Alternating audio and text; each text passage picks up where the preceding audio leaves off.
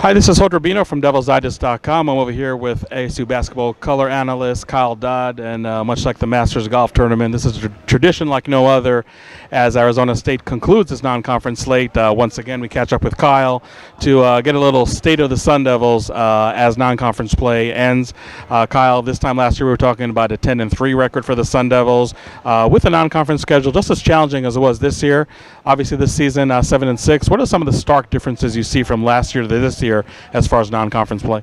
I think the biggest thing for me is just the amount of travel. Number one was big. I mean, we played on big stages in this non-conference and some really good basketball teams. And obviously there were some low points in the non-conference, and there was a little bit of a struggle in identity, I think, and how they were going to play and who played well together. But it was very encouraging over the last week to end the non-conference with two basketball games where I really thought they played hard, played together, and hopefully got this thing headed in the right direction.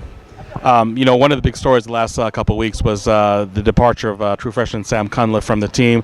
We're not going to rehash the reasons why he left, but give me your assessment. How do you think the team has played so far without him, and how much of an impact can it be going into Pac-12 play not to have Sam Cunliffe on the roster? I think obviously the New Mexico State game was the first game without him. I thought it was an adjustment. I thought they didn't play well.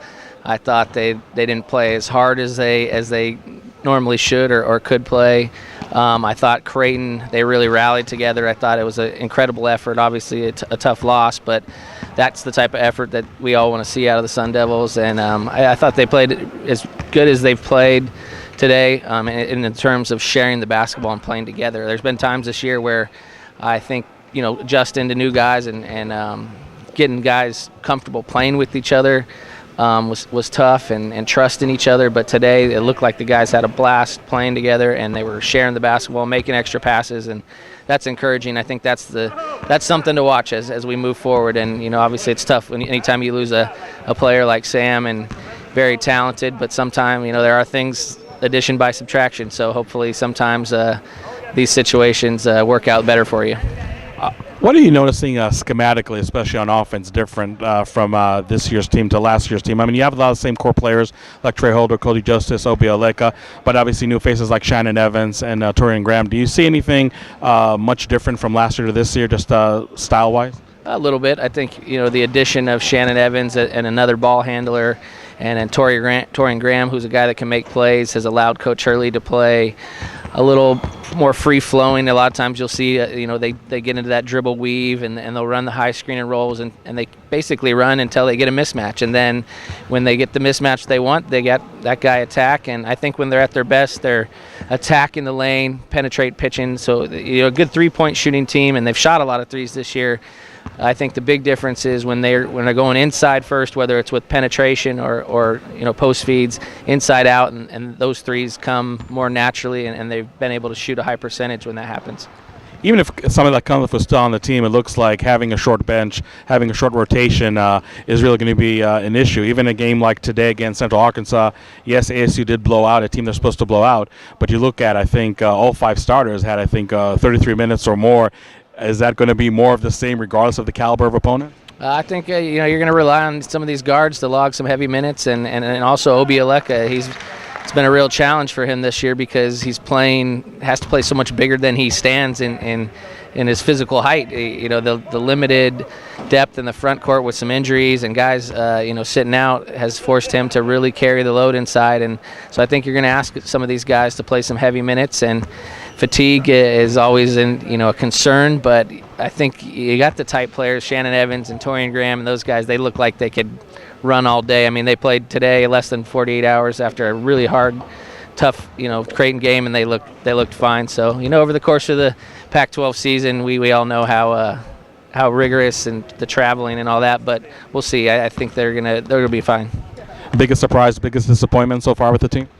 I think my biggest surprise would probably be the play of Torian Graham. I got the sense just from watching practice last year Shannon was going to be the player that he was. I've just really been impressed with Torian's ability to score the basketball. I think the biggest disappointment for me would be I thought at times that this year they not mailed it in, but just didn't compete the way I thought they should, and looked like they didn't trust each other at times.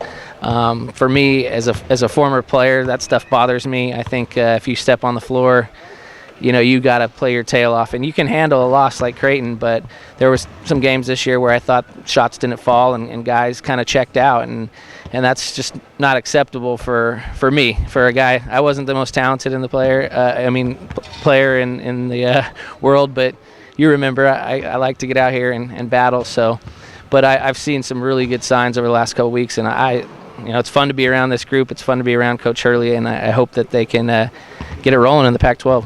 Yeah, and I know Luke Walton can vouch for your level of effort. But a basketball junkie like yourself probably has 20 Pac-12 games on his DVR right now. You've seen the rest of the conference so far.